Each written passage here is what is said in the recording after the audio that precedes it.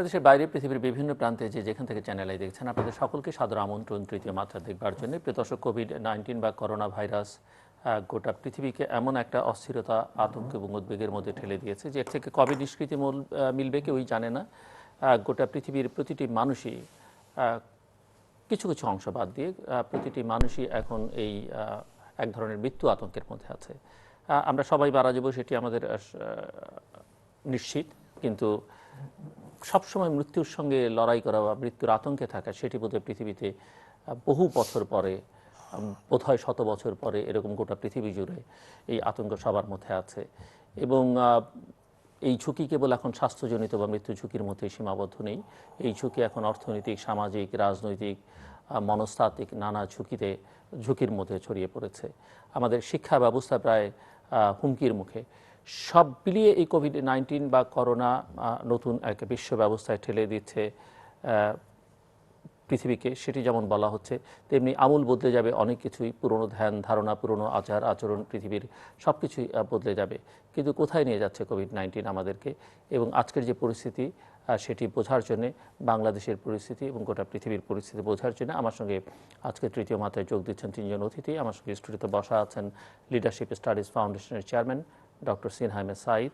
আমাদের সঙ্গে ঢাকার গুলশানের বাসা থেকে যুক্ত হচ্ছেন তত্ত্বাবধায়ক সরকারের সাবেক উপদেষ্টা এবং campaign for popular education executive director এবং education ওয়াচের member secretary Rasheda K Chowdhury. আমাদের সঙ্গে যুক্তরাষ্ট্রের ফিলাডেলফিয়া থেকে যুক্ত হচ্ছেন ড্রেক্সেল ইউনিভার্সিটির প্রফেসর এমিরিটাস এবং টেম্পল ইউনিভার্সিটির professor of medicine doctor Ziauddin Ahmed. এবং ডক্টর জিয়াউদ্দিন আহমেদ বলে রাখা ভালো যে 5টি ডিসিপ্লিনে তিনি বিশেষজ্ঞ। স্বাগত আপনাদের সবাইকে স্টুডিওতে, ডক্টর জিয়াউদ্দিন আহমেদ, রাশেদা কে চৌধুরী এবং ডক্টর সিনহা আহমেদ সাঈদ। আমি ডক্টর জিয়াউদ্দিন আহমেদ আপনাকে দিয়ে আলোচনাটা শুরু করতে চাই। একটু শুনতে চাইব সর্বশেষ যুক্তরাষ্ট্রের অবস্থা এবং আপনি যেখানটাতে আছেন ফিলাডেলফিয়ার অবস্থা কি? যুক্তরাষ্ট্রের অবস্থা এখনো পিকে যায় নাই। সবাই আশা করছে যে কিছুদিনের মধ্যে পিকে যাবে, তারপরে আস্তে আস্তে কার্ভটা ফ্ল্যাট হবে। তো আমি আছি ফিলাডেলফিয়া এখনো নিউ ইয়র্কের মতো আক্রান্ত হয়নি, কিন্তু আমাদের ধারণা দেওয়া হয়েছে যে নিউ ইয়র্কের পরে ফিলাডেলফিয়াতে অনেক বড় রকমের ধরা পড়বে, যার জন্য বেশ কিছু হাসপাতাল, আমাদের টেম্পল ইউনিভার্সিটিতেও করোনার জন্য আলাদা ব্যবস্থা করা হয়েছে, ট্রেন করা হচ্ছে যেন সবাই প্রিপেয়ার থাকে। আর সবচেয়ে যেটা অসুবিধা হচ্ছে নিউ ইয়র্কে আপনারা অনেকেই পেপারে দেখছেন যে নিউ ইয়র্কে আমাদের এই আক্রান্তটা বেশি হয়েছে এবং বাংলাদেশের কমিউনিটি প্রচুর আক্রান্ত হয়েছেন এবং মারাও যাচ্ছেন। তো এসব নিয়ে আমেরিকাতে প্রত্যেকটা স্টেট, ম্যাসাচুসেটসে তারা ভাবছে আগামী 2 সপ্তাহের মধ্যে তাদের এখানে বিরাট মহামারী হবে। ক্যালিফোর্নিয়াতে হচ্ছে। তো সমস্ত আমেরিকাতে, সব স্টেট না, বাট অনেক স্টেটে এটা যে একটা বড় ধরনের মহামারী হবে সেটা নিয়ে এখনো মানুষ উদ্বিগ্ন।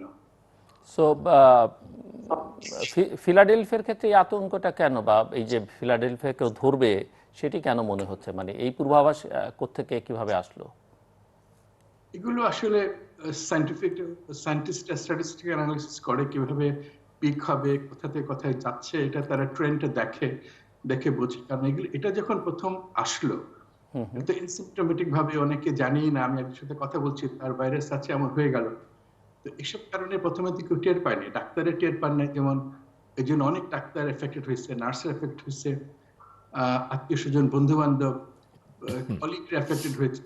তো যেহেতু আমরা জানি যে এক্সপোজার হওয়ার জন্য আস্তে আস্তে বাড়ছে এবং যেভাবে বাড়ছে ওইটা দেখে প্রেডিক্ট করা হয় যে এই শহরে কোন সময় গিয়ে হাইয়েস্ট হবে, কারণ ইনফেক্টেড যারা হয়ে গেছে এখন সবাই কোয়ারেন্টাইন মানে হচ্ছে আমার যদি হয়ে থাকে, আমি যদি 2 সপ্তাহ কোথাও না যাই, তাহলে ভাইরাসটা আমার মরে যাবে। আমাদের লাইফ হচ্ছে 2 সপ্তাহ, আর আমি যদি বাইরে গিয়ে কাউকে কথা বলে টাচ করে দিয়ে দেই, তাহলে ভাইরাসটার আয়ু বেড়ে গেল, সে আরো 2 সপ্তাহ আরেকজন পেল।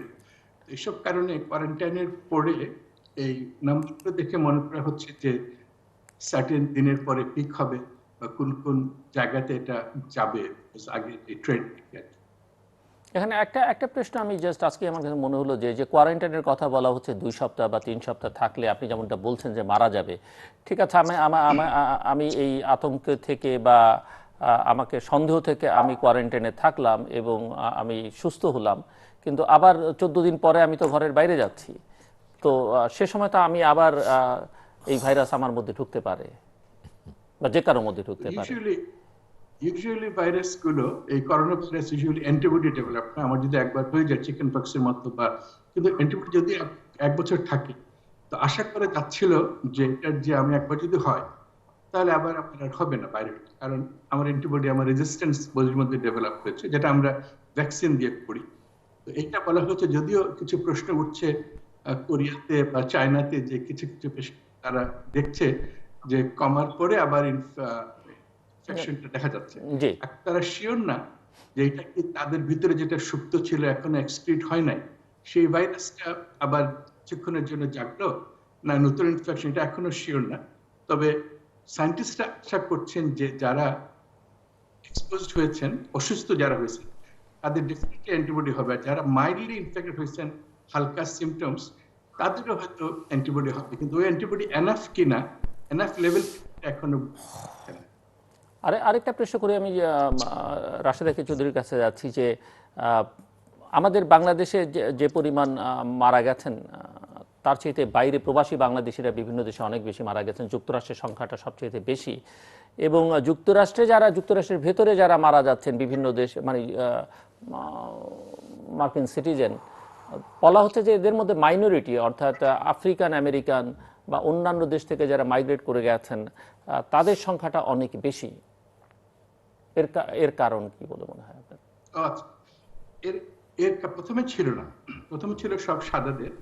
এখন যত দিন যাচ্ছে দেখা যাচ্ছে যে মাইনরিটি হচ্ছে বেশি। এর কারণ হিসাবে এটা মনে কর,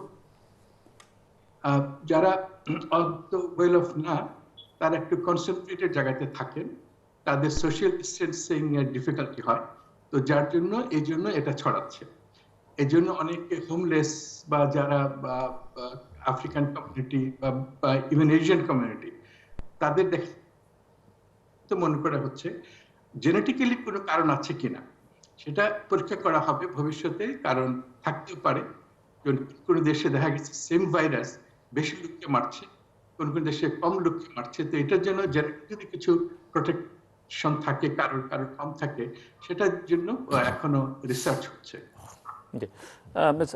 রাশেদা চৌধুরী, আমরা রাজনীতি অর্থনীতি নিয়ে সবসময় আলোচনা করছি, কোভিড-19 স্বাস্থ্য ঝুঁকি, কিন্তু শিক্ষা সম্পর্কিত বিষয়গুলো নিয়ে সেই অর্থে তেমন একটা আলোচনা হচ্ছে না। কিন্তু আমরা জানি যে শিক্ষা খাত দীর্ঘমেয়াদে ক্ষতির সম্ভাবনার মধ্যে পড়ছে, এবং প্রাথমিক বিদ্যালয় থেকে শুরু করে বিশ্ববিদ্যালয় পর্যন্ত সকল শিক্ষা প্রতিষ্ঠান বাংলাদেশে তো বন্ধ, গোটা পৃথিবীব্যাপী বন্ধ। আমরা যদি বাংলাদেশের দিকেই তাকাই, এবং ইতিমধ্যে আপনি জানেন যে উচ্চ মাধ্যমিক পরীক্ষা পেছানো হয়েছে, ও লেভেল এ লেভেল পরীক্ষা যেগুলো ছিল সেগুলো পিছিয়ে দেওয়া হয়েছে। সো আমার প্রশ্ন হচ্ছে যে প্রাতিষ্ঠানিক কার্যক্রম বন্ধ থাকলে শিক্ষা কার্যক্রম আসলে সুষ্ঠুভাবে আর চালিয়ে যাওয়া সম্ভব কিনা, যদিও কোনো কোনো প্রতিষ্ঠান অনলাইনেও তাদের কার্যক্রম চালাচ্ছেন, কিন্তু সেটি যথার্থ কিনা, এবং আমাদের দেশে প্রাথমিক শিক্ষা ব্যবস্থায় তো সেটি একেবারেই অনুপস্থিত। সো আপনি কিভাবে দেখছেন এই পরিস্থিতিটাকে, বা আপনি কি মনে? অনেক ধন্যবাদ, বিশেষ করে তৃতীয় মাত্রা এটি নিয়ে এসছে বলে। কারণ আমরা তো এখন যেটা দাঁড়িয়েছে পরিস্থিতি, তাতে একটা সিঙ্গেল এনিমি মনে হচ্ছে, কিন্তু মানে এটা হচ্ছে কোভিড-19 সিঙ্গেল এনিমি। কিন্তু সেটা করতে গিয়ে আমাদের অন্যান্য যেগুলো আছে, এটা জিয়াউদ্দিনও ভালো করেই বলতে পারবেন, ডক্টর জিয়াউদ্দিন, যে অন্যান্য অসুস্থ রোগীরা কিন্তু একটু সাইডলাইনড হয়ে যাচ্ছে, তাদের ব্যাপারেও আমরা সেইভাবে কিন্তু নিতে পারছি না।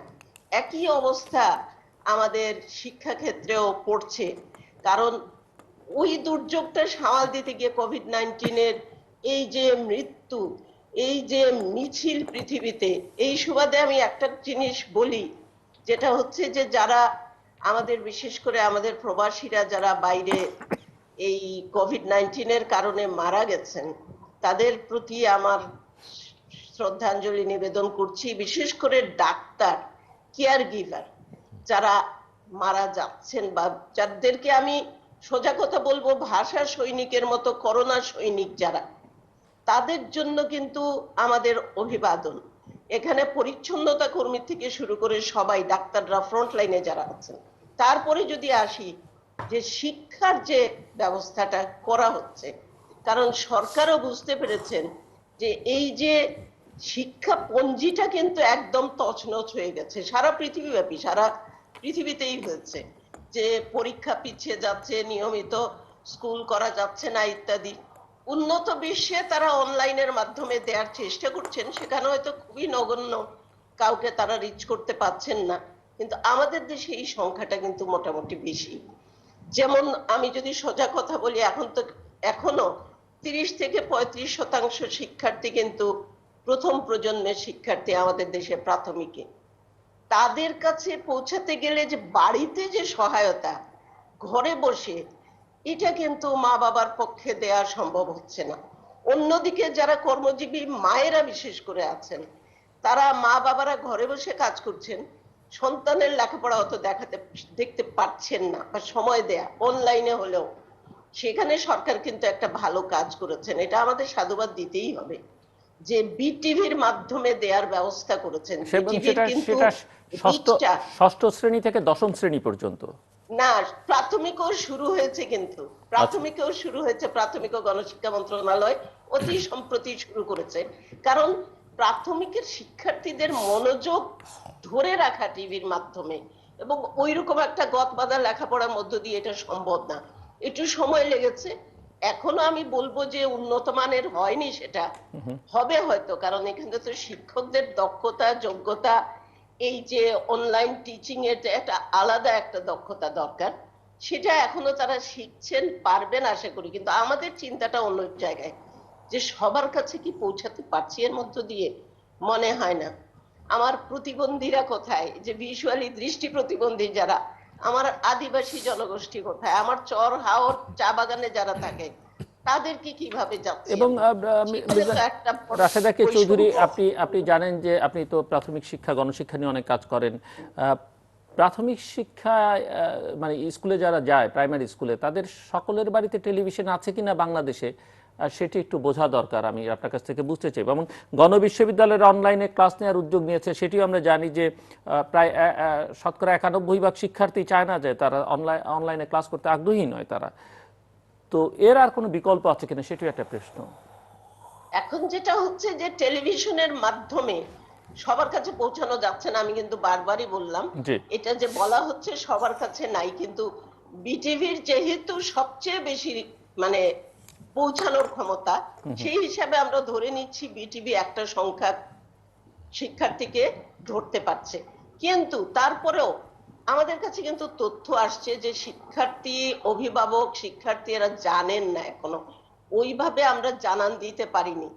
SMS এর মাধ্যমে এখন জানান দেওয়ার চেষ্টা করা হচ্ছে, কিন্তু এখনো জানেন না শিক্ষার্থী বা অভিভাবকরা। কাজেই তারা যে ওই সময়টাতে বসবেন টেলিভিশনের সামনে, শিক্ষার্থীরা বসবে, সেটাও সবার কাছে পৌঁছায়নি। দ্বিতীয় যেটা আপনি যেটা বলছিলেন, যে আসলে কি আমরা সবার কাছে গেলেও এই জিনিসটা পৌঁছাচ্ছে কিনা, তারা বুঝতে পারছে কিনা। যেমন ধরেন, আমি উদাহরণ দিয়ে বলি, মাধ্যমিকে চেষ্টা করা হচ্ছে যে শ্রেণীকক্ষে যে বিষয়টি পড়ানোর কথা, সেই অধ্যায় ধরে পড়ানোর চেষ্টা করা হচ্ছে, এবং তারপরে কিন্তু হোমওয়ার্কের মতো দেয়া হচ্ছে। হোমওয়ার্কের মতো দেয়া হচ্ছে এই কারণে যে স্কুল খুললে তখন দেখানো হবে। কিন্তু আরেকটা জায়গায় তো আমাদের একটা জট লেগে যাচ্ছে, যেটা হচ্ছে পরীক্ষা জট, বা অ্যাসেসমেন্ট গুলা কিভাবে হবে, মূল্যায়নটা কিভাবে হবে, সেটা নিয়ে আমরা এখনো হিমশিম খাচ্ছি। আমি যদি এখানে সহজ করেই একটা কথা বলি, যে অনেক ধরনের প্রস্তাবনা ইত্যাদি আসছে, কিন্তু একটা প্রজন্ম পুরো আমাদের এখন ঝুঁকির মুখে শিক্ষার মধ্যে, তাদের কাছে যাব কি করে? আরো বৈষম্য তৈরি হবে কিনা? এই যে অনলাইন টিচিং এর কথা বলা হচ্ছে, অনলাইনে যাওয়া, ইন্টারনেটের ব্রডব্যান্ড ইন্টারনেট সব জায়গায় নেই, সবার কাছে যাওয়া সম্ভব না, এটা আরেক ধরনের বৈষম্য তৈরি করবে। কিন্তু আমাদের তো এগোতে হবে কোনো না কোনো ভাবে, এই বৈষম্যটা যাতে দূর করা যায় সেটার চেষ্টা করতে হবে। কারণ এখন এত অনিশ্চিত একটা পরিস্থিতির মধ্যে, যে কবে স্কুল খুলবে, কবে স্বাভাবিক জীবনে শিক্ষার্থীরা যেতে পারবে, এখানে নানা ধরনের আশঙ্কা কিন্তু চলে আসছে। যেমন ধরেন, এই তৃতীয় মাত্রায় কালকে ডক্টর দেবপ্রিয় যে অর্থনৈতিক বিষয়গুলো তুলে এনেছেন, মানুষের রুটি রুজি যখন বিপদে পড়বে, ঝুঁকির মুখে পড়বে, তখন কিন্তু অনেক বেশি ঝরে পড়ার হার বাড়বে, তখন কিন্তু শিশু শ্রম বাড়বে, তখন কিন্তু বাল্য বিবাহ বাড়বে, তখন কিন্তু বাল্য মাতৃত্বের ঝুঁকি বাড়বে। এই বিষয়গুলো মাথায় রেখে এই শিক্ষার্থীদের স্কুলে ধরে রাখা কি করে যায়, এটা আমাদের এখন একটা মানে অগ্রাধিকারের জায়গায় আনতে হবে। একদিকে তো সমগ্র জনগোষ্ঠীকে বাঁচানো, তাদের খাদ্যের ব্যবস্থা করা, নিরাপত্তার ব্যবস্থা করা, আর তারপরে হচ্ছে আগামী নতুন প্রজন্ম যাতে পিছিয়ে না পড়ে শিক্ষার দিক থেকে। জি। আমরা কিন্তু একটা ভালোই করেছিলাম, বাংলাদেশ বেশ অনেক দূর এগিয়েছিলাম, এখানে যাতে ধস না নামে সেটা দেখার দরকার আছে। আপনি থাকবেন আমাদের সঙ্গে doctor Sinha M A Saeed. একটি অণুজীব পৃথিবীকে এইভাবে গোটা পৃথিবীকে এইভাবে একটা অনিশ্চিত অবস্থার মধ্যে ঠেলে দিতে পারলো, কি কারণ বলে মনে হয়? এবং আমার আরেকটা প্রশ্ন বাংলাদেশের ক্ষেত্রে যোগ করে দিতে চাই। যখন উহানে এটি শুরু হলো, যখন এটি নিয়ে আমরা আলোচনা শুরু করলাম, আমার মনে আছে যে একবারে জানুয়ারির প্রথম দিন থেকেই এই আলোচনাটা আমরা করছি। আমরা যে পরিস্থিতির মধ্যে আজকে ঢুকে পড়েছি সেটা আমরা কিছুটা হলে অ্যাভয়েড করতে পারতাম কিনা, মানে পরিস্থিতিটা আরও নিয়ন্ত্রণের মধ্যে রাখা যেত কিনা? দেখুন, বিষয় হচ্ছে দুটা। মূলত আমরা পারতাম, কিন্তু আমরা সচেতন ছিলাম না। কেন ছিলাম না, এটা 101টা প্রশ্ন উত্তর আসতে পারবে। সবচেয়ে বড় কথা হলো পারতাম, সচেতন ছিলাম না। এখন ঘটনা যা ঘটে ঘটে গেছে, যেটা ঘটে গেছে সেটা নিয়ে আলোচনা আমরা যতই করি না কেন সেটা হবে না। যেমন ধরেন আমেরিকান প্রেসিডেন্ট ট্রাম্প কেন ঘটলো, কী জন্য ঘটলো, কে দায়ী, এটা নিয়ে খুব বেশি ব্যস্ত হয়ে গেছেন। কিন্তু এটা উচিত ছিল তার এখন, বিশেষ করে যা ঘটে এসেছে সেটা রক্ষা করতে পারবেন কিনা। এবং তিনি এই চিন্তাও করতেছেন সেখানে, আমি এখন ব্যবসা বাণিজ্য শুরু করি, রিওপেনিং করতে চাই এবং আমার ক্ষমতা আছে সেটা।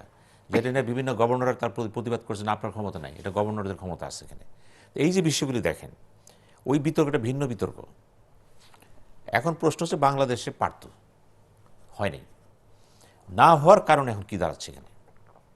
এই যে আমি এখন আপনার মিরপুর ডিওএসএসতে আসলাম, আমি 6 দিন পরে বাসাতে বেরোলাম।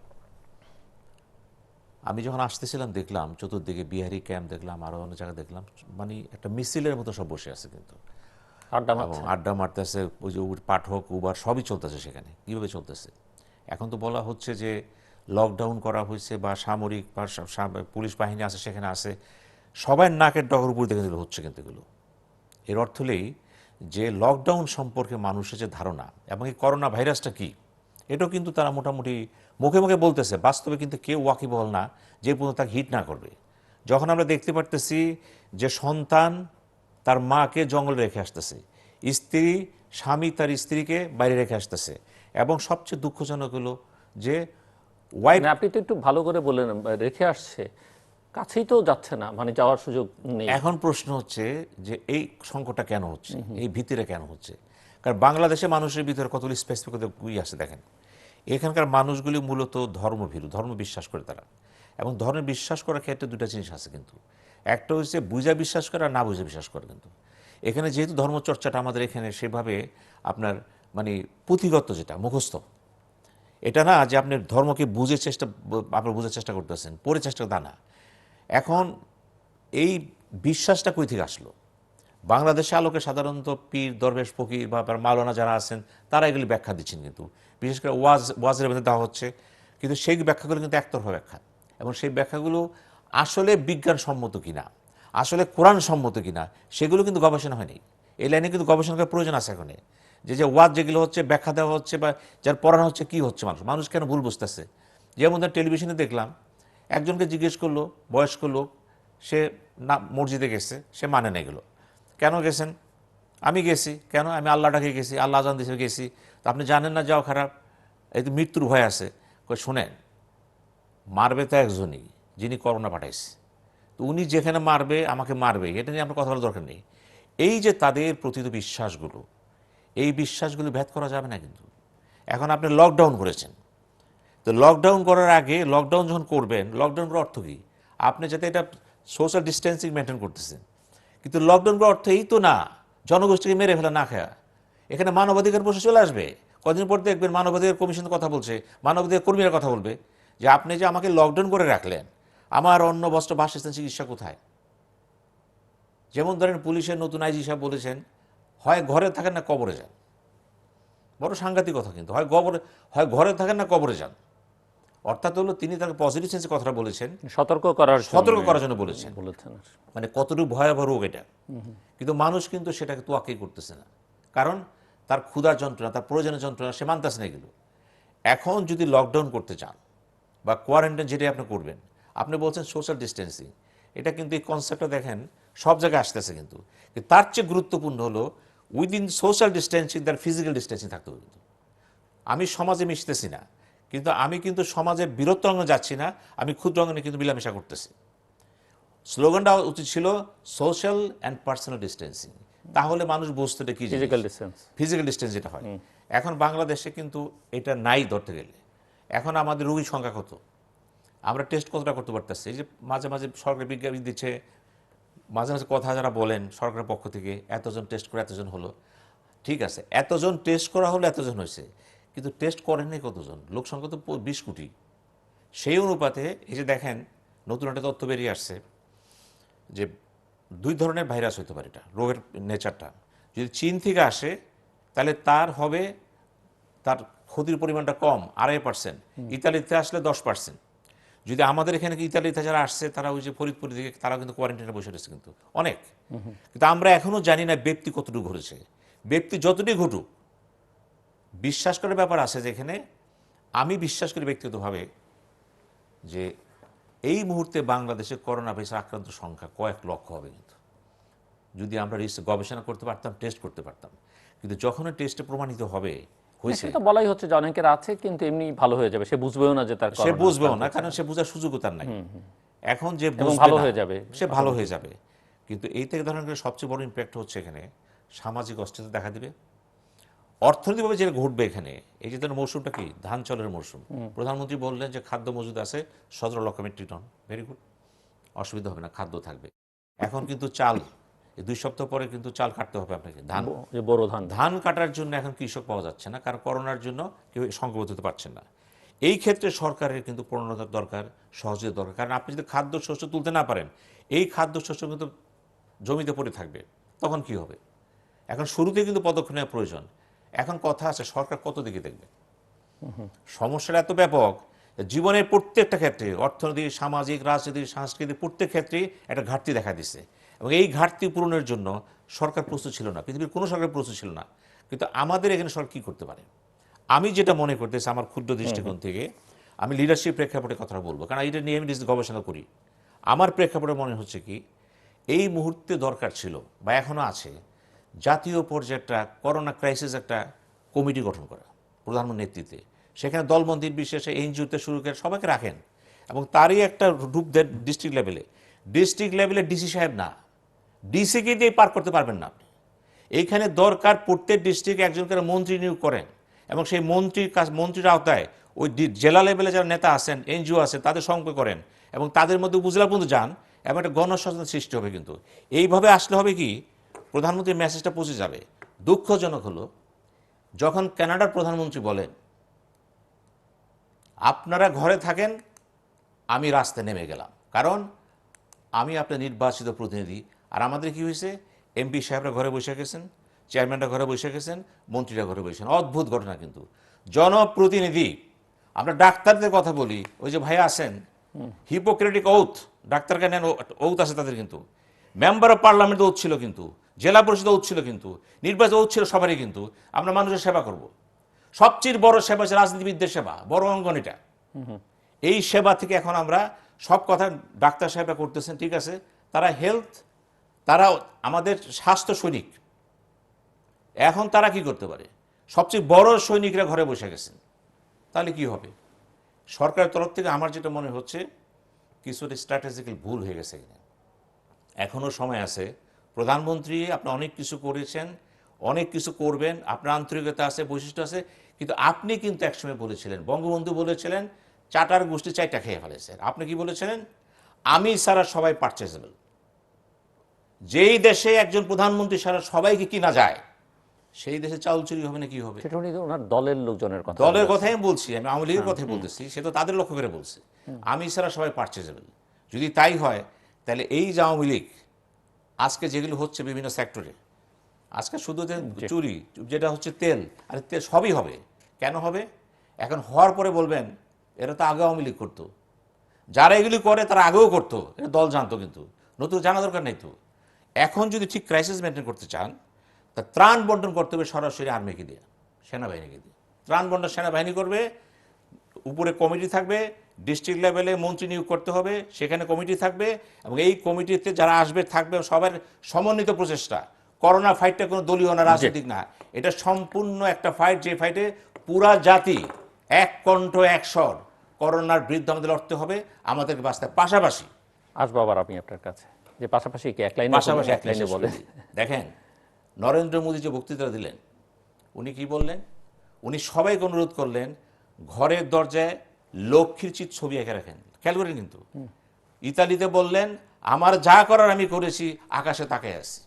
বাংলাদেশের প্রধানমন্ত্রী বলেছেন আপনারা ঘরে বসে নামাজ পড়েন, আল্লাহকে ডাকেন, রোজা করেন, সবই ঠিক আছে, কিন্তু আমার জানি কেন মনে হচ্ছে যে সব কিছু কিন্তু সবচেয়ে বড় বলিষ্ঠ প্রমাণ আপনাকে কিন্তু কাছে যেটা বললেন আমরা তার বাস্তবায়ন চাই। মানুষ যদি ক্ষুধায় পড়ে থাকে তখন ওই কথা সুকান্তের কথা আসবে, হ্যাঁ, পূর্ণিমা চাঁদ ঝলসানো রুটি। কারণ ক্ষুধার্ত লোককে যত আইনই করেন না কেন সে মানবে না, কারণ ক্ষুধার আইন হচ্ছে বড় আইন, সে হচ্ছে আমাকে ভাত দাও। জি, ডক্টর জিয়াউদ্দিন আহমেদ, আপনি শুনছিলেন ওনাদের কথা, আপনার কোনো বক্তব্য থাকলে আপনি নিশ্চয়ই বলবেন। এবং আমি একটু প্রশ্ন করতে চাই যে এখন সম্মুখ সারির যোদ্ধা বলা হচ্ছে করোনার বিরুদ্ধে, এই অদৃশ্য শক্তির বিরুদ্ধে চিকিৎসকদের, এবং চিকিৎসক অনেকেই মারা যাচ্ছেন, যুক্তরাষ্ট্রে মারা গেছেন, বাংলাদেশেও একজন চিকিৎসক মারা গেলেন, অনেকে অসুস্থ হয়েছেন। সো আপনারা আসলে এই লড়াইটা কিভাবে করছেন যুক্তরাষ্ট্রে, এবং সেটি একটু আমাদের জন্যেও, বাংলাদেশের জন্য সেই অভিজ্ঞতাটি একটু শোনা দরকার। যদিও অনেকে আবার এই কথা বলেন যে যুক্তরাষ্ট্রের অভিজ্ঞতা আমরা কেন নেব, ওরা তো মোটেই নিয়ন্ত্রণ করতে পারছে না। তো সেই বিষয়ে যদি আপনার কোনো বক্তব্য থাকে। আরেকটা প্রশ্ন হচ্ছে যে ভাইরাস সম্পর্কে বা কোভিড-19 সম্পর্কে এখনও নানা রকমের উদাসীনতা আছে, যেটি ডক্টর সিনহা বলছিলেন, সেই বিষয়ে যদি আপনি একটু দর্শকদের বলেন যে ভাইরাসটা কি, ভাইরাসটা কি ধরনের, মানে এর ক্রিয়া প্রতিক্রিয়া, গতিবিধি। যুক্তরাষ্ট্রের যে ফেল হয়েছে এটা কোনো সন্দেহ নাই, কারণ ট্রাম্প যেটা ডিলেতে শুরু করে, এটা কোনো সন্দেহ নেই। কেউ যদি অ্যাকিউজ করে আপনারা ভুল করেছেন, এটা কিন্তু হিয়ার্স এ পয়েন্ট। এখানে যেটা পয়েন্ট যেটা হচ্ছে, ডাক্তাররা বা হেলথ কেয়ার ওয়ার্কাররা, নার্স এবং এভরিবডি ইন হেলথ সিস্টেম, তারা কিন্তু এটাকে নিচ্ছে সিরিয়াসলি। পলিটিক্যাল বা অন্যভাবে যেভাবে ইউজ হোক না কেন, এখানে একটা জিনিস আছে যে সবাই জানতেছে, যেমন আমাদের কোনো টেস্ট করতে দিচ্ছে না ডাক্তার। যদি আমার টেস্ট পজিটিভ হয় অ্যাসিম্পটোমেটিক, তাহলে আমাকে কোয়ারেন্টাইনে পাঠাতে হবে। আমি যদি পাঠাই তাহলে হাসপাতাল বন্ধ হয়ে যাবে, কারণ আমার সাথে আমার ডিপার্টমেন্টকে পাঠাতে হবে। তো অনেকভাবে ডাক্তাররা এটা জানে, যেহেতু যে অসুস্থ হচ্ছে না, কাশি বা জ্বর, তারা কিন্তু কাজ করছেন। আরেকটা জিনিস যেটা বলতে চাচ্ছিলাম, যে পিপিই বা এসবও এডুকেট ছিল না, তার মধ্যে তারা রিইউজ করছেন। যেমন N95, আমার মেয়ে একজন critical care attending university of পেনসিলভেনিয়ায়, তার যে মাস্ক যেটা N95, ওটা সে এক সপ্তাহ ধরে ইউজ করতেছে। কেন ওটা নাই? তো যা আছে এটা দিয়ে আমাদের সবাইকে ফাইট করতে হচ্ছে। এবং আরেকটা জিনিস যেটা খুব ইম্পর্টেন্ট, সেটা হচ্ছে যে এই আমরা যারা জুনিয়র ডাক্তার, যেমন আমরা ইন্টার্ন রেসিডেন্ট বলি, যারা নতুন পাশ করেছে, ট্রেনিং এ আছে, তাদের কিন্তু প্রটেক্ট করা হচ্ছে। এটা একটা কালচার, যে ওদেরকে কিন্তু আগে ওরা যেত, আগে রোগী দেখতো, তারপরে আমরা যেতাম। এখন উল্টা হচ্ছে, আমাদের সিনিয়রদেরকে দেখতে হচ্ছে, কারণ আমরা চাই না ওরা যেন এফেক্টেড হয়। তো এটা একটা কালচার। তো এই কালচারটা ওখানে আছে, এবং আমরা অনেকে মনে করতাম যে আমরা বেশি জানি, বেশি সিনিয়র, আমরা মারা গেলে অনেক অনেক জ্ঞান নষ্ট হয়ে যাবে। এটা যদিও ট্রু, কিন্তু আবার করোনা ভাইরাসের ক্ষেত্রে আরেকটা কথা হতে আছে, যে করোনা ভাইরাস যারা একটু বয়োবৃদ্ধ, যাদের বয়স বেশি, তাদের জন্য ঝুঁকিপূর্ণ বেশি, সেটাও তো একটা কনসিডারেশন হিসেবে থাকতে পারে। সেটা আছে, যেমন এর জন্য 65 এর উপরে যারা, তাদের এখন রেস্ট্রিকশন করা হচ্ছে। আগে যে তাদেরকে কেউ রেস্ট্রিকশন করা হয়নি, গত 2 সপ্তাহ থেকে আইন হয়েছে যে তারা কম দেখবে, কিন্তু জুনিয়র একদমই দেখবে না। এটা ঠিক যে এটাও করা হচ্ছে, এবং যারা অসুস্থ, ইমিউনোসাপ্রেস, মনে আছে প্রেগনেন্ট মেয়ে আছে আমাদের ইয়াং, তাদেরকে আমরা দিচ্ছি না। তো এই ধরনের অনেক ভাবে কিন্তু ডাক্তাররা বা নার্সরা তারা যাচ্ছেন, রিস্ক নিয়ে যাচ্ছেন, অনেকে ফ্যামিলিতে না যে হোটেলে থাকছেন, বিশেষ করে নিউ ইয়র্কে এক্সস্টেড হয়ে যাচ্ছেন। তো এই কালচারটা এখানে হচ্ছে, যেটা আমরা আমরা দেখছি, এবং দেখে মনে হচ্ছে যে যেহেতু আমরা ডাক্তার হয়েছে, যেমন যুদ্ধক্ষেত্রে যদি আমি মিলিটারি ট্রেনিং নেই, যুদ্ধক্ষেত্রে তো আমাকে মরার জন্য যাইতেই হবে। যদি ডাক্তার নার্স হই, এই সময় তো আমাকে রিস্ক নিতেই হবে। আমি জানি এটাতে আমার মৃত্যু হতে পারে, কিন্তু মৃত্যু তো পেশেন্টের হচ্ছে। তো এইসব অনেক ব্যাপার আছে যে আমেরিকাতে এটা একটা কালচার যদি হয়ে যায়, তখন এটা নিয়ে কেউ আর কথা বলেন। তো সেইভাবে মোটামুটি হচ্ছে। আর করোনা ভাইরাস সম্বন্ধে যেটা আমরা জানছি নতুন নতুন, সেটা হচ্ছে যে এটার স্প্রেডটা আগে মনে করা হতো যে কফ থেকে এটা মাটিতে পড়বে বা অন্য কোনো সারফেসে পড়বে, আমাদের হাতে লাগবে, আমরা এটা নাকে দিব। এখন যে হাওয়ার মধ্যে যেটা আসে, সেটা দেখা যাচ্ছে যে বেশ কমন। যদি এটা একটা ছোট্ট ঘরের মধ্যে যদি আমি আইসোলেশনে থাকি, আমার 2টা বেডরুম বা একটা বেডরুম, আমি ওখানে কাশি বা ওখানে আমার বাচ্চা বা আমার ওয়াইফেরা অন্য কেউ থাকে, ঘরের মধ্যে যদি ভেন্টিলেশন না থাকে, জানলা খোলা না থাকে, তাহলে ওটা বাতাসের মধ্যে দিয়েও নাকে দেখা গেছে যে বাথরুমে, আমরা মনে করি বাথরুমে কেন যাচ্ছে, পায়খানা দিয়ে এটা স্প্রেড হয়। এবং যখন আমরা ফ্লাশ করি, ওই যে স্ট্যান্ডটা নাড়াচাড়া হয়, ওটা ওইটা ভাইরাস বাতাসে উড়ে যায়। তখন আমার পরে যে বাতাসে যে ঢুকবে বাথরুমে, সে কিন্তু টাচ না করে ওইটা সে ইনহেল করবে। এক ধরনের নতুন ভাবে। এবং আরেকটা জিনিস যেটা হচ্ছে যে অনেক ওষুধ কাজ করছে, অনেক ওষুধ কাজ করছে না। এবং ভাইরাসটা আগে খালি মনে করতাম লাংসে, এখন দেখা যাচ্ছে এটা ব্লাডে, যে হার্টে, কিডনি, অর্গানে এটা এফেক্ট করছে। এখন ট্রিটমেন্টটা কখন শুরু করা হবে, কখন শুরু করা হবে, এটা নিয়ে অনেক অনেক কথা হচ্ছে। যে নিউ ইয়র্কে বিশেষ যেহেতু এত বেশি এপিডেমিক হয়েছে, হাসপাতালে জায়গা নাই, ওখানে বলা হোক যে আপনি জ্বর হোক, আপনার কাশি হোক, আপনি হাসপাতালে যাবেন না, আপনি শ্বাসকষ্ট হলে যাবেন। যার জন্য অনেকে দেখছে যখন শ্বাসকষ্ট হয়, যখন গেছে তখন ডাক্তার বলছে আপনি তো লেট করে ফেলছেন। কোনটা লেট কোনটা আর্লি এখন আমরা জানি। ট্রিটমেন্টটা যেটা দেওয়া হচ্ছে আপাতত, সেটা কি বাসায় থাকলে দেওয়া ভালো, না হাসপাতালে দিলে টু লেট, এটা আমরা জানি। তো একটা কারণ হচ্ছে যে যে ওষুধগুলো দেওয়া হচ্ছে, যে 2টা আপাতত নিউ ইয়র্কে বা জায়গাতে, হাইড্রোক্সিক্লোরোকুইন, এজিথ্রোমাইসিন, যেটা মনে করা হয় কাজ হচ্ছে, এগুলোর এখন সন্দেহ হচ্ছে যে এগুলো আসলে সবার কাজ হচ্ছে কিনা এবং কখন দিলে কাজ হয়। এখন হচ্ছে যে আর্লি দিলে, বাসায় থাকতে দিলে হয়তো বেটার হবে, কারণ হাসপাতালে যখন দেওয়া হচ্ছে তখন দেখা যাচ্ছে যে খুব একটা কাজ হচ্ছে না। আরেকটা জিনিসের ইম্পর্টেন্ট, সেটা হচ্ছে যে ভেন্টিলেশন। আমরা ভেন্টিলেশন নিয়ে অনেক চিন্তা ভাবনা করছি। এখন যারা ভেন্টিলেটর যাচ্ছে তারা 75% কিন্তু তারা পাচ্ছেন না। নিউ ইয়র্কে এরকম তারা চাচ্ছে, ডাক্তাররা অবাক হয়ে দেখছে যে অক্সিজেনেশন যেটা আগে বডিতে 80% হলে আমরা রেসপিরেটর দিয়ে দিতাম, এখন তার অবাক হয়ে দেখছে যে আরো কম এই পেশেন্টটা কিন্তু শ্বাসকষ্ট হচ্ছেও, কিন্তু হি স্টেবল। কারণ রেসপিরেটর তারা ভেন্টিলেটর দিচ্ছেন না অনেক ইমার্জেন্সি রুমে। তারা বলছে যে আমরা নতুন করে শিখছি, নতুন ডাক্তার শিখছি, আগের বুদ্ধিতে এটা হবে না, এটার এআরডিএস, এটা লাংসের যে প্রসেস, এটা ডিফারেন্ট দেন আমরা যেটা আগে দেখেছি। এবং টিউব না দেওয়ার জন্য তারা হাই অক্সিজেন দিচ্ছেন শেষ পর্যন্ত। কারণ আগে আমরা যে যে ক্রাইটেরিয়াতে টিউব দিয়ে দিচ্ছি, ওইটা দিচ্ছে না। এবং এভরিডে তারা ওটা ঝুঁকিপূর্ণ বেশি, ঝুঁকিপূর্ণ বেশি। এবং ওটা ছাড়াও হাই অক্সিজেন দিয়ে অনেকে ভালো হচ্ছে। যদিও সিডিসি এবং ডাব্লিউএইচও তারা এখন এগুলো ওদের কাছে আসতে আসতে সময় লাগে, কিন্তু ফ্রন্ট লাইনে যারা কাজ করছে এভরিডে নতুন করে করে শিখছে এবং শেখা থেকে তারা এটাকে ইউটিলাইজ করছে। বাংলাদেশে একজন ডাক্তার আলম, ডক্টর আলম, সে স্পেশালিস্ট, সে এজিথ্রোমাইসিন না দিয়ে ডক্সিসাইক্লিন দিয়েছিল। দেখা গেছে তার নার্সিং হোমের পেশেন্ট 50 জন কোভিডে, ওদের হার্ট প্রবলেম হয় নাই। তো everyday we are learning something new. এটা যদিও পাবলিশ এসব, কিন্তু আমাদের ডাক্তার আমরা যারা দেখছি এভরিডে নতুন কিছু হচ্ছে। আরেকটি কথা, যেমন আপনি এআর এর কথা বলছিলেন বা বদ্ধ ঘরের কথা বলছিলেন, অনেকেই আমরা তো জানি যে এসি রুমে আবদ্ধ থাকেন, তো সেটা কি ক্ষতিকারক কিনা এই মুহূর্তে? যেখানে ভেন্টিলেশন থাকে, এসি রুমে যদি এসিটা হচ্ছে সার্কুলেট করে, বেসিক্যালি বন্ধ বাতাস যেখানে, ওইখানে যদি ভাইরাস খুব র্যাপিডলি স্প্রেড হয়, এবং একজন যদি কাশে, বড় রুম হলেও 10 এর মধ্যে থাকে, যেটা AC is a ventilation. AC যদি চলে তাহলে বাতাসটা রিসাইকেল হয়, হুইচ ইজ ওকে। যদি কারো এসি না থাকে, তাদের ফ্যান ব্যবহার করা উচিত, জানলার দিকে ফ্যান দিয়ে দেওয়া উচিত, তাতে ঘরের বাতাসগুলো বাইরে চলে যাবে। কারণ কত ডোজে, কতটুকু ভাইরাস আপনি ইনহেল করলে আপনার অসুখ হবে, এটা আমরা কমন সেন্স হচ্ছে যে যদি বেশি কনসেন্ট্রেটেড থাকে, যেমন একজন যদি আমার কাছে কাছে এটা যতটুকু আমি ডোজ দিব, সে যদি আমার থেকে 7 ফিট দূরে কাছে, তার থেকে আমি তার হয়তো 1/4 ভাইরাস আমি ইনহেল করবো।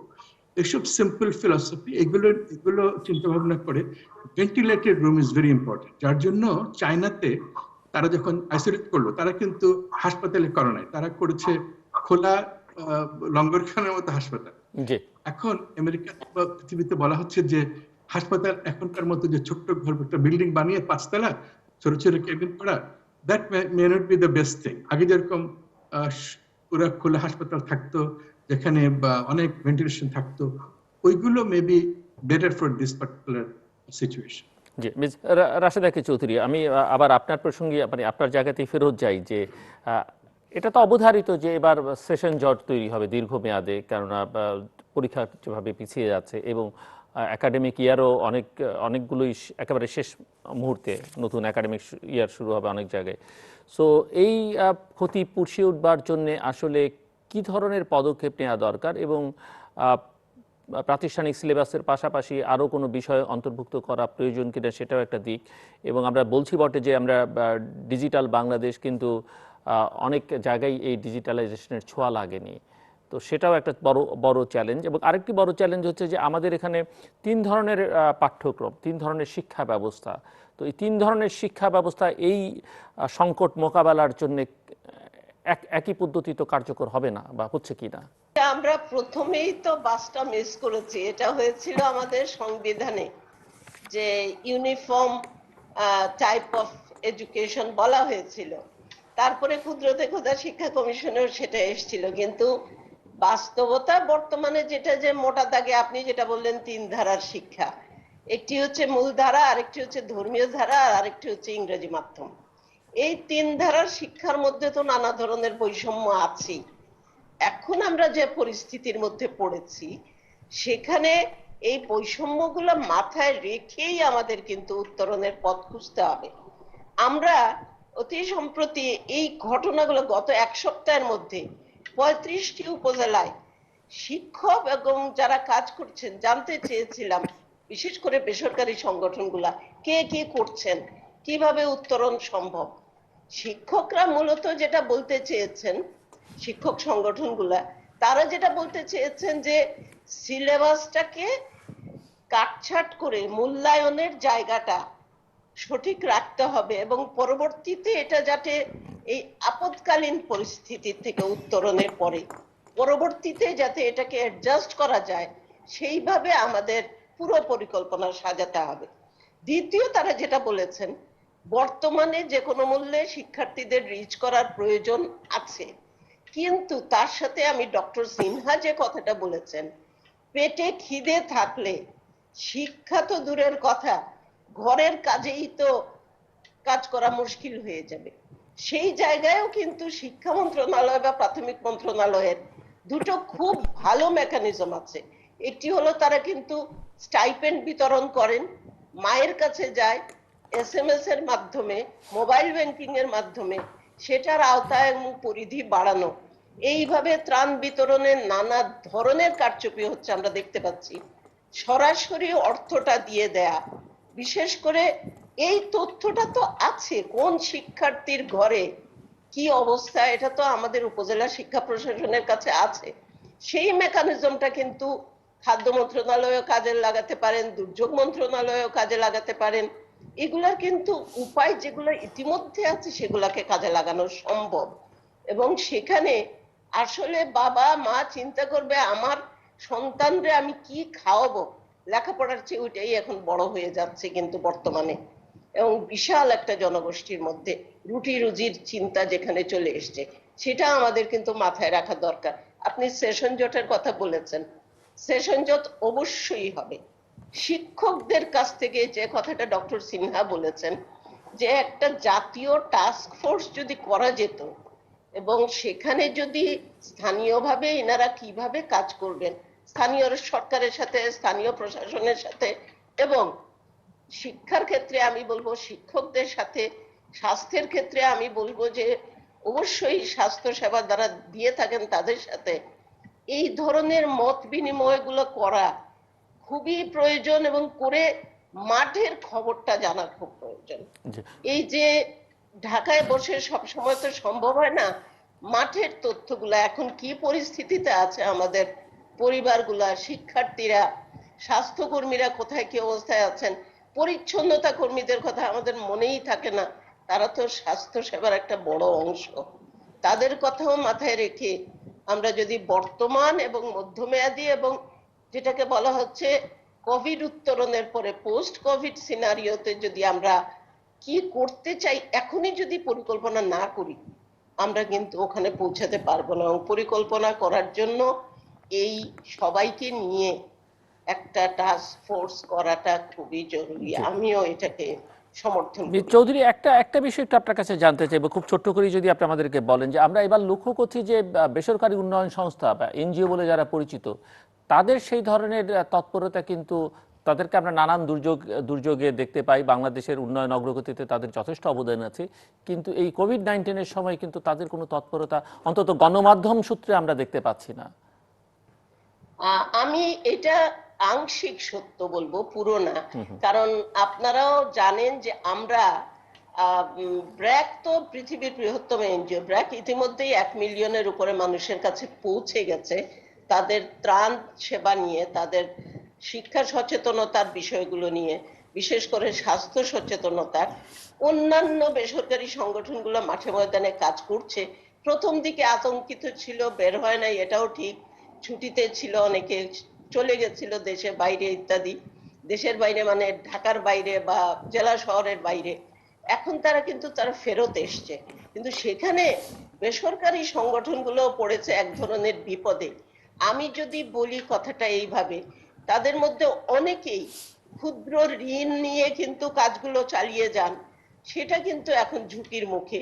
এবং সেটা আমরা অবশ্যই আশা করি যে তারা এটার মধ্য দিয়ে যে সরকারি নির্দেশনা এসছে বাংলাদেশ ব্যাংকের, তারা মানবেন। কিন্তু আগামীতে তারা কিভাবে চলবেন সেটাও কিন্তু সরকারের দৃষ্টি দেওয়ার প্রয়োজন আছে। এবং তৃতীয় যেটা হলো যে যারা কাজ করছেন মাঠে ময়দানে, জি তারাও স্বাস্থ্য সেবায় তো অত বেশি কাজ করেননি বেশিরভাগ জি বেসরকারি সংগঠন। যারা করছেন ইতিমধ্যে কিন্তু মাঠে ময়দানে সচেতনতা নিয়ে নেমেছেন। আমাদের জানা মতে, আমি আপনাকে কিছুক্ষণ আগে বলেছি, জি জি 35টি উপজেলার তথ্য এসছে আমাদের কাছে। কাজ করছেন সবাই। জি, তবে ধন্যবাদ। দুটো জিনিসের অভাব আছে, সমন্বয় এবং বিশেষ করে সরকারের সাথে সমন্বয়। জি ডক্টর সিনহা আহমেদ সাঈদ, প্রধানমন্ত্রী প্রায় 96,000 কোটি টাকার প্যাকেজ ঘোষণা করেছেন এবং আপনি ইঙ্গিত করছিলেন, যেটা মির্জা চৌধুরীও বলছিলেন, যে পেটের ক্ষুধা থাকলে আসলে কোনো কিছুই আর নিয়ন্ত্রণে থাকবে না। সো সংকটটা পৃথিবীব্যাপী অর্থনৈতিক সংকটটাই তীব্র হবে সেটি মনে হচ্ছে, এবং এই অর্থনৈতিক সংকটের সূত্র ধরে আসলে সামাজিক সংকট তৈরি হবে। এই যে আইসোলেশন, কোয়ারেন্টাইন, ডক্টর জিয়াউদ্দিন হয়তো পরে এই বিষয়ে তার কাছ থেকে শুনতে চাইব, এটি মানুষের মনোজগতে একটা বড় সংকট তৈরি করবে বলে অনেকেই মনে করেন। এবং এই যে দীর্ঘ সময় ধরে এক ধরনের আতঙ্কের মধ্যে বসবাসের কারণে সর্বক্ষণ, সেটিও মানুষের মনস্তত্ত্বে একটা বড় পরিবর্তন আনবে।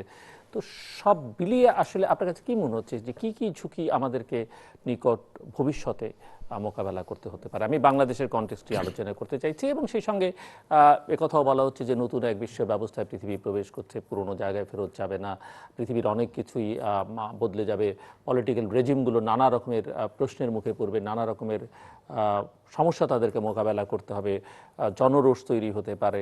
তো নানান কিছু বলা হচ্ছে। আবার এই কথাও ঠিক যে এই যে অর্থনৈতিক সংকট মোকাবেলায় আমরা হয়তো এই সব সংকট মোকাবেলার জন্য নানান আর্থিক সংস্থা, আন্তর্জাতিক, তাদের দিকে তাকাবো, বড় বড় দেশ যারা আমাদেরকে উন্নয়ন সহযোগী, তাদের দিকে তাকাবো, কিন্তু প্রত্যেকেরই তো অবস্থা, নিজের ঘরের অবস্থাই ভালো না। মানে এমন একটা অবস্থা তৈরি হচ্ছে যে মার্কিন যুক্তরাষ্ট্রের আসলে আমাদের মতো দেশের দিকে তাকাবার সুযোগ থাকবে না। ইউরোপীয় দেশগুলোর এই সুযোগ আর অন্তত আগামী কয়েক বছরের জন্য থাকবে না, কারণ তাদের নিজেদের সংকট মোকাবেলাই তাদেরকে করতে হবে। সো একটু ছোট করেই যদি আপনি সব মিলিয়ে আমাদেরকে বলেন। এখানে দুইটা জিনিস খুবই গুরুত্বপূর্ণ আপনার বক্তব্য অনুযায়ী দেখতেছি। একটা হচ্ছে আমাদের চিন্তা, বাংলাদেশ, আমাদের দুটো, একটা হচ্ছে আমাদের করোনার বর্তমান অবস্থা, ভবিষ্যৎ অবস্থা, এটা কতদিন কন্টিনিউ করবে, মানে কোভিড-19 ভাইরাস কতদিন কন্টিনিউ চলাফেরা করবে আমাদের। দেখেন, আমেরিকাতে বলা হচ্ছে বিভিন্ন বিষয়ে 2022 সাল পর্যন্ত যেতে পারে। ইউরোপ বলতেছে আমরা জানি না কতদিন যাবে।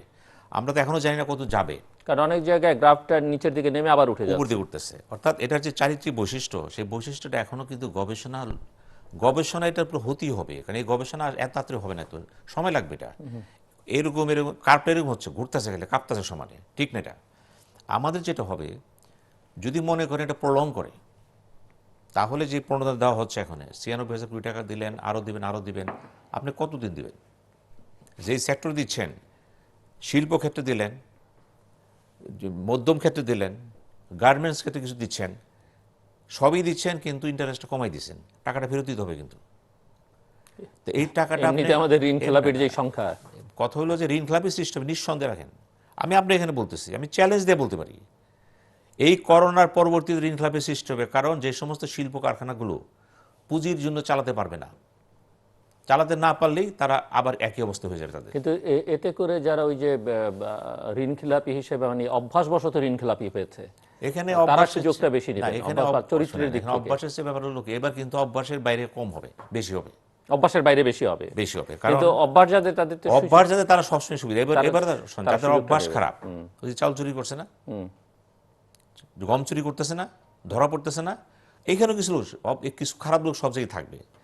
সমস্যাটা হচ্ছে, আপনি 3-4 মাস দিলেন, প্রাইভেট সেক্টরে বেতন কতদিন দিতে পারবেন আপনি? আমি বাংলাদেশের প্রাইভেট সেক্টর জানি তো, জি, আমরা তো ব্যবসায়ী পরিবারেরই ছেলে। অবস্থা যে খারাপ, 2 মাস দিলেন, 3 মাস দিলেন, তারপরে 4 মাস বেতন দিতে পারবেন না। যখন বেতন দিতে পারবেন না আপনি, কারণ প্রোডাকশন নাই তো, আর প্রোডাকশন থাকলে প্রোডাক্ট সেল করবে কি? যেই সমস্যাটা সামনে যদি প্রলং করে, তাহলে কিন্তু আপনার যে খাদ্য মজুদ যেটা আছে, কিনে আনতে হবে। বিশ্ববাজারে কিন্তু আজকে ভিয়েতনামে দেখেন, চালের বাজারে যারা নিয়ন্ত্রণ করতেছে, ভিয়েতনাম, মায়ানমার, এই বিভিন্ন দেশগুলো, তারাও কিন্তু চিন্তা করতেছে কতটুকু চাল থাকবে আমাদের।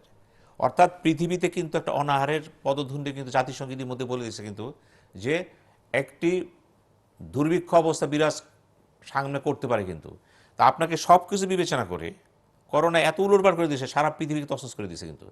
কে ধনী কে গরিব এখন বোঝা যাচ্ছে না কিন্তু। যে যুক্তরাষ্ট্র এত টাকার মালিক, সে প্রয়োজন ডলার ছাপাই দিবে, কারণ ফিয়াট মানি তো, ডলার তো এখন শক্তিশালী জিনিস। সে কেমন, আমি কি করব? আমার রেমিটেন্স কমে যাবে কিন্তু, আমার গার্মেন্টস কমে গেছে। তা আমার যেহেতু একদিকে দেখেন সম্ভাবনা রেখে দেখেন, অর্থনীতির তাকান, ইনফ্লেশন তো মাস্ট, ইনফ্লেশন হবে, ডিফ্লেশনের সুযোগ নাই। ইনফ্লেশনটা যখন কন্টিনিউ করতে থাকবে, রিসেশন হবে, রিসেশন হলে একটা সময় সারা পৃথিবীতে ডিপ্রেশন আসতে পারে। এবং সবচেয়ে খারাপ যেটা হবে, যখন ইনফ্লেশন বেড়ে যাবে, জিডিপি কমে যাবে, উৎপাদন কমে যাবে, আনএমপ্লয়মেন্ট বেড়ে যাবে। এই পরিস্থিতিকে অর্থনীতিবিদরা বলছেন স্ট্যাগফ্লেশন। বিরাট কনসেপ্ট কিন্তু এটা। অর্থাৎ সব কিছু স্থবির হয়ে গেল কিন্তু, ওই অবস্থা কিন্তু কেউ করে সাহায্য করতে পারবে না। এটা হাসরের ময়দান কিন্তু, কে কার দিকে তাকাবে? প্রত্যেক দেশই প্রয়োজনে পড়ে গেছে, এত প্রয়োজন যে তাকে দেখবে না আমাকে দেখবে, সাহায্যের ভান্ডার সংকুচিত হয়ে যাবে কিন্তু। এত কিছুর ভিতর দিয়ে পৃথিবীতে যে কিছু ঘটতে পারে সম্ভাবনা বেশি। সারা পৃথিবীতে আমরা বলছি যে একটা নতুন শাসন পদ্ধতি সৃষ্টি হতে পারে কিন্তু, নিউ ওয়ার্ল্ড যেটা বলতেছিলাম, এই নিউ ওয়ার্ল্ড অর্ডারের মধ্যে কি আসবে? অধিকাংশ দেশে গণতন্ত্রের পতন হবে, কারণ গণতান্ত্রিক শাসন ব্যবস্থা থাকবে না। কারণ গণতান্ত্রিক শক্তিগুলো এখানে সুসংগত করতে পারবে, মানুষের চাহিদা দাবিগুলোকে তারা মেটাতে পারবে না। স্বভাবত কারণে সেখানে অথরিটেরিয়ান টাইপ গভর্নমেন্ট আসবে, কোনো টোটালিটেরিয়ান আসবে, কোনো জায়গায় সামরিক শাসন চলে আসবে কিন্তু। যেই সামরিক শাসনের বিরুদ্ধে পৃথিবী একটা ঐক্যমত সৃষ্টি করেছিল জাতিসংঘ সবাই। আর গণতন্ত্রের নামে যেসব দেশে অথরিটেরিয়ান শাসন আছে, সেগুলো কি হবে শোনেন, বর্তমান যে শাসকগুলো পৃথিবীর ছড়ায় সেটাই আছে, গণতন্ত্রের নাম দিয়ে তারা থাকবে না। কারণ তাদের অবস্থাটা এরকম একটা অবস্থা হবে, কারণ নতুন মুখ চাবে তারা সব। পৃথিবী নতুন মুখ চাবে, এই জন্য হয়তো বা আশায় তিনি সমাধান দিতে পারবেন। এই সুযোগটা কে নেবে? অধিকাংশ যে সুযোগটা নেবে সামরিক শাসনটা কিন্তু। এই সামরিক শাসন নিয়ে যত কথাই বলেন না কিন্তু, আমি স্পষ্ট দেখতে পাচ্ছি যে আগামী পৃথিবীতে বিভিন্ন কারণে গণতন্ত্র শক্তিগুলো মানে দুর্বল হয়ে যাবে, ইনস্টিটিউশন দুর্বল হয়ে যাবে, এবং সেখানে যে শাসন ব্যবস্থাটা আসবে, সেই শাসন ব্যবস্থা কিন্তু সমস্যা সমাধান করতে পারবে না, তারা গোজামিল দিবে। একটা সময় তারা গণতন্ত্রের দিকে যাবে। ক্ষতিটা হলো মানব জাতি বিরাট ক্ষতি হয়ে যাবে কিন্তু। এই যে শিক্ষার কথা বললেন আপা, আরে শিক্ষা কখনো হয়? পেটে ভাত থাকলে চিন্তার শিক্ষা হবে। মেধা কখন সৃষ্টি হয়? আরে মেধা শুরু করি, যে মা বাচ্চাকে দুধ খাওয়াতে পারছে না, যে মা সন্তান স্কুলে পাঠাতে পারছে না, তাকে যে বলতেছেন যে আপনি ভালো থাকেন। উপদেশ কখন কাজে লাগে জানেন? উপদেশে পরিবেশ লাগে। তো আগামী পৃথিবীটা হবে, উপদেশ পরিবেশ থাকবেন তাও তো জানি না আমরা। তো সব কিছু মিলিয়ে আমার যেটা মনে হচ্ছে, বাংলাদেশে বড় চ্যালেঞ্জ হলো যদি এই সমস্যাটা 1, 2, 3 মাস 4 মাস কন্টিনিউ করে, তখন কিন্তু আমাদের জন্য বড় সমস্যা হচ্ছে যে এখন প্রধানমন্ত্রী এক হাতে হ্যান্ডেল করতেছেন। আমি তাকে আবারও রিকোয়েস্ট করব, সমস্যাটা কিন্তু সামনে ব্যাপকতা সম্ভাবনা বেশি। আপনি নিজেও বলেছেন সামনে সমস্যা আছে, আমেরিকা বলতেছে, WHO বলতেছে, জাতিসংঘের মহাসচিব বলতেছে। অতএব এখনো সময় আছে। আপনি বঙ্গবন্ধুর কন্যা, আপনার প্রতি আস্থা আছে জাতির, আমরা আপনার প্রতি আস্থা রাখতে চাই। এখনো সময় আছে, লোডটা কমায় দেন। নিজের ঘাড়ের সমস্ত লোড না নিয়ে এটাকে কমায় দেন। আপনার আশেপাশে যারা ছিল সে তারা নাই, আপনার মন্ত্রিসভায় যারা ছিল বয়োজ্যেষ্ঠ তারা নাই, এখন যারা আছে তারা নতুন, তারা বোঝেই না অনেকে, আমরা তাদের নামও জানি না। এখনো সময় আছে, জাতির বৃহত্তর স্বার্থে মতিয়া চৌধুরীকে নিয়ে আসেন, তুফাইল আহমেদকে নিয়ে আসেন, আমুকে নিয়ে আসেন, নাহিদকে নিয়ে আসেন, অন্তত আপনার আশেপাশে থাক কিছু। এবং আপনার দলটাকে আপনি এমপিদের বলে দেন, go to the spot, Dhaka তোমাদের স্থান না, জনগণের পাশে দাঁড়াও। ডাক্তার যেতে পারলে তারা পারবে না কেন? মেয়রকে বলে দেন, বড় বড় কথা বলেছিল, নির্বাচিত হয়েছ, ভোট কত পেয়েছে আমি তো জানি, পাশে দাঁড়ায় যাও। কাউন্সিলরকে বলেন, চেয়ারম্যানকে বলেন, উপজেলা চেয়ারম্যানকে বলেন, that is a decision leadership. Leadership আসতো কোথা থেকে? এবং আপনি নিজেও বলেন, এ জাতির একমাত্র দায়িত্ব নিয়েন না, আপনি একটা সমন্বিতভাবে একটা অ্যাডভাইজারি কমিটি করেন বা সমন্বয় কাউন্সিল করেন, যাই করেন করে বন্টন করেন, মানুষকে বসতে দেন। এই দায়িত্ব আমার একার না, জি ধন্যবাদ। এই দায়িত্ব সবাই। ডক্টর আহমেদ, একটু আপনি আমাদেরকে বলবেন যে কোভিড-19, আমি মানে স্বাস্থ্য বিবেচনায়, স্বাস্থ্যের দিক থেকে, মানে হেলথ পার্সপেক্টিভে বাংলাদেশ যেভাবে অ্যাড্রেস করছে, আপনি কি মনে করেন ঠিক আছে কি না, মানে ঠিকঠাক পথে চলছে কি না? এই যে সিনেমা যেটা বললেন যে মানুষের সচেতনতা বেশি ইম্পর্টেন্ট, কারণ ডাক্তাররা বা সরকার চেষ্টা করছেন বাড়াবার জন্য, কিন্তু মানুষের সামহাও বাড়ছে না। তো এটা আমাদের জন্য একটা ভয়ের ব্যাপার। তো এটা না বাড়ার দুইটা জিনিস হতে পারে। একটা হতে পারে যে আমাদের অনেকে অলরেডি ইনফেক্টেড হয়ে গেছে। তো লাকিলি আমরা যদি 80% মানুষ যদি অ্যাসিম্পটোমেটিক হয়, তারা হয়তো, যদি অ্যান্টিবডি কাজ করে, তারা হয়তো প্রোটেক্টেড হয়ে গেছে। আর যারা অসুস্থ হবেন, সিরিয়াসলি অসুস্থ হবেন, তাদের জন্য আমেরিকাতেও খুব একটা কিছু করা যাচ্ছে না। এই যে আমাদের এক জুনিয়র ডাক্তার আজকে মারা গেলেন, ভেন্টিলেটরের কাজ হচ্ছে না। তো কিন্তু এই 2-3% আমাদের মনে করতে হবে যে আমরা এমন কোন ওষুধ বের হয় না, যদিও একটা ওষুধ দেখা যায় 16% কাজ করেছে, নিউ ইংল্যান্ড জার্নাল অফ মেডিসিনে কয়েকদিন আগে। বাকিগুলো কাজ করছে, সবার জন্য হয়তো করছে না।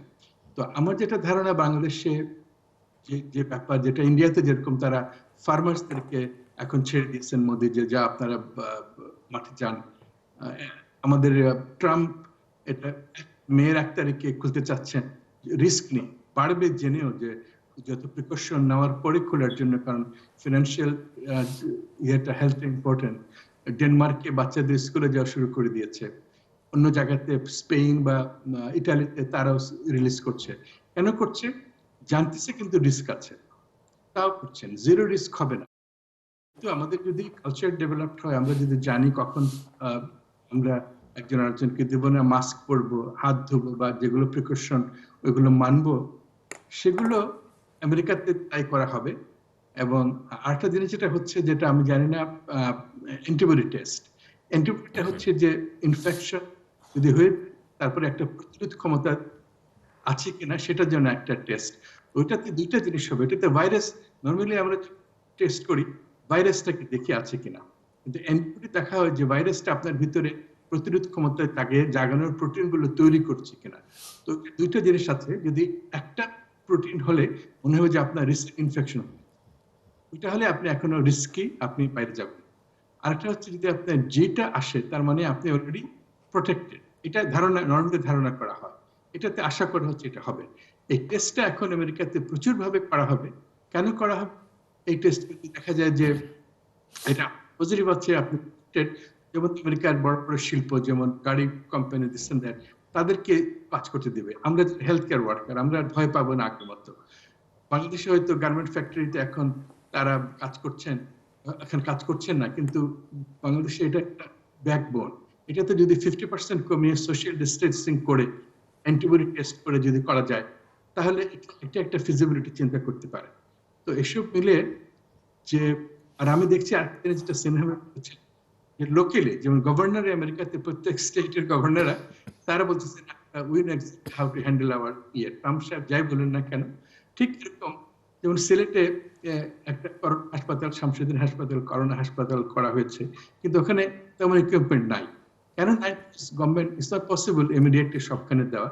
ওইখানে অনেকেই, যেমন আমি আমার শালা, সে প্রায় তিন সপ্তাহ আগে তাকে রিকোয়েস্ট করে সে প্রায় 10,000-এর মতো পিপিই ঢাকা মেডিকেল সহ অনেকখানি দিয়েছে। কারণ গার্মেন্টরা ওখানে ভয় পায় যে কোন কাপড়ে হবে না, এইসব ডিবেটে অনেক ডিলে হয়ে গেছে। তো সিলেট এখন যেটা হচ্ছে যে একটা প্রাইভেট হাসপাতালের যে অর্গানাইজেশন, জি তাদেরকে আমরা বলা, তারা এখন একসাথে মেয়র টেয়র মিলে দে আর মেকিং এ ডিসিশন যে how we can handle Covid patient গুলো আমাদের ওখানে। এই ধরনের লোকেলে যদি সব ডাক্তাররা, মেয়র, এমপি তারা যদি ডিসিশন নেয়, তখন সরকারের উপর প্রেশারটা কমে যায়। কারণ সরকারের নট পসিবল, কারণ সরকার তো মানে পাবলিক, এবার গভর্নমেন্ট তেমন কিছু করে না, পাবলিকরাই বেশি করে। তো এই জিনিসটা ফলো করলে আমাদের দেশে হয়তো একটু ইজ হবে। মিস রাশেদা কে চৌধুরী, আপনার ফাইনাল রিমার্কস। জি, আমি শুরুতেই বলবো যে আসলে হতাশ হতে রাজি না। আমাদের নানা ধরনের উদ্বেগের জায়গা আছে। অর্থনীতি বিধ্বস্ত হতে পারে, কিন্তু তাও বিশ্বাস করব হবে না।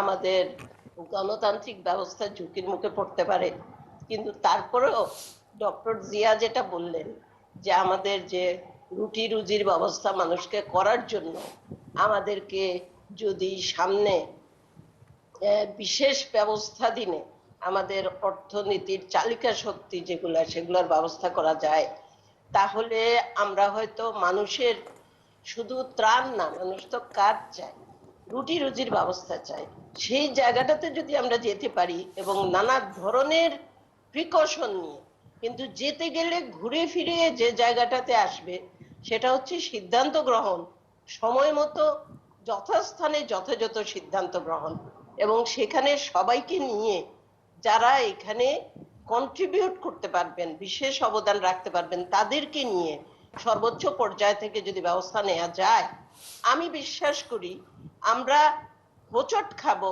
পরেও যাব হয়তো, কিন্তু উঠে ঠিকই হাঁটতে পারবো। কারণ অনিশ্চিত পরিস্থিতি হলেও, এরকম অনিশ্চিত পরিস্থিতিতে তো অনেকবারই অনেক দেশই পড়েছে, আমরাও পড়েছি।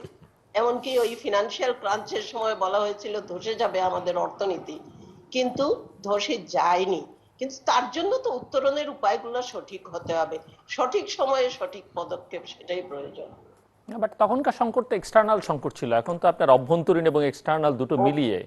এবং যেটা হচ্ছে আসলে মানুষের রুটি রুজির সাথে কিন্তু বারবারই এই কথাটাই আসে, জীবিকার সঙ্গে যে কথাটা সম্পর্কিত। ডক্টর সিনহা বলেছেন যে আসলে পেটে খিদে থাকলে তো আপনি শিক্ষা বলেন, স্বাস্থ্য বলেন, সবই তো ঝুঁকির মুখে পড়বে। কাজে ওই জায়গাটাতে সাময়িক ব্যবস্থা হলেও আমাদের করতে হবে ধীরে ধীরে। জি, আমরা একেবারে শেষ মুহূর্তে জাস্ট 30 সেকেন্ডস বা আমি শুধু একটা ফার্সি বয়াত দিয়ে শেষ করে দিই। জি वक्त जरूरात चू नामानत गरीज, वक्त जरूरात चू नामानत गरीज, दस्त बेगिरात সারে শিম শিরে তেজ। প্রতিপক্ষকে ঘায়াল করার জন্য কিছুই থাকে না যোদ্ধার, তখন প্রতিপক্ষের ধারালো তরবারির মাছটাকে হাত দিয়ে ঠেকানোর চেষ্টা করে।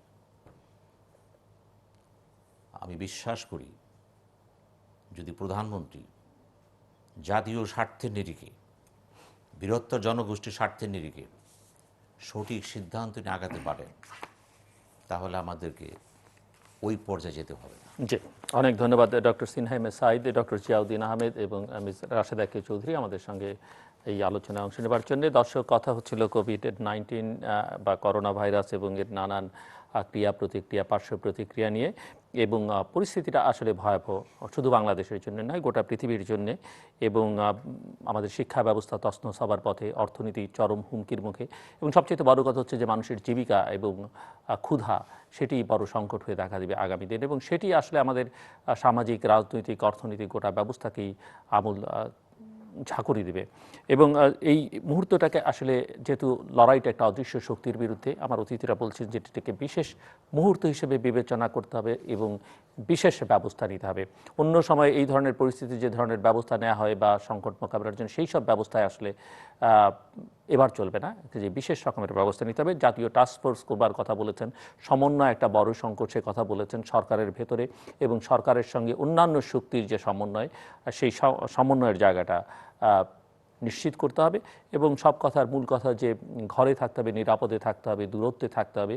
এবং আমরা যারা সংবাদ মাধ্যমে কাজ করছি, আমরা আছি, চিকিৎসকরা করছেন, সশস্ত্র বাহিনী, আইনশৃঙ্খলা রক্ষাকারীর বাহিনীর সদস্যরা মাঠে কাজ করছেন, অনেক সেবা প্রতিষ্ঠানের লোকজনরা মাঠে কাজ করছেন, এবং আমরা সবাই করছি কিন্তু আমাদের জন্য, আপনাদের জন্য। কাজে আপনারা ঘরে থাকবেন সবাই, এটি অনুরোধ, নিজের জন্য, আমাদের জন্য এবং আপনার পরিবারের জন্য। দর্শক, আমাদের সঙ্গে থাকবার জন্য অসংখ্য ধন্যবাদ। আপনাদের সবার জন্য শুভকামনা।